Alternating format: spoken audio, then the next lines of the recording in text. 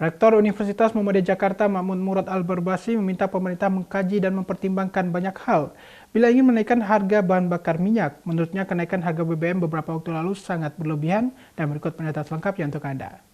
Ya, BBM itu ibarat kalau dalam sistem tubuh kita itu seperti jantung gitu ya.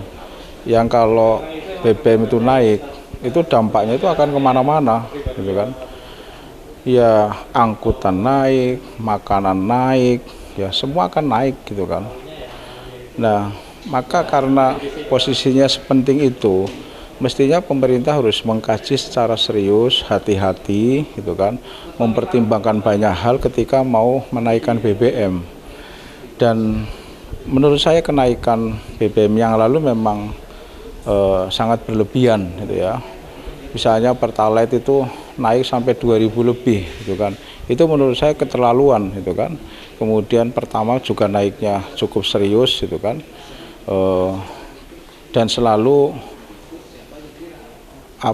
kompensasi dari naiknya BBM itu kemudian ada bantuan-bantuan yang lain ya. Bantuan BLT dan lain sebagainya gitu kan. Yang menurut saya itu bantuan-bantuan seperti itu tidak memberdayakan gitu ya, justru memiskinkan, menjadikan orang itu miskin. Secara prinsip itu dua kemiskinan terjadi, ada miskin kultural, ada miskin struktural sekaligus. Mereka faktanya mendapat bantuan itu kan karena ada pemiskinan yang dilakukan oleh struktur yang ada, dan kemudian menciptakan juga budaya miskin. Karena mereka kemudian itu akan menjadi budaya kalau hal-hal kebijakan yang seperti itu kemudian terus dilakukan gitu kan. Nah, BBM kita tentu kalau naik, ya, yang pertama harga minyak itu kan dalam posisi yang turun ya. Kemudian yang selanjutnya BBM naik itu tentu harus mempertimbangkan banyak hal ya. Yang pertama ya, kenapa selalu BBM itu naik ya, dalam hal-hal yang ya katakanlah selalu kan isu politik itu muncul menjelang politik dan lain sebagainya. Saya coba untuk membuang jauh-jauh itu ya. Tapi menurut saya ada kebijakan-kebijakan yang tidak pas, yang tidak mencoba untuk ditanggulangi secara serius. Yang pertama, saya selalu bicara soal akarnya itu pada politik kita yang berbiaya mahal, gitu kan.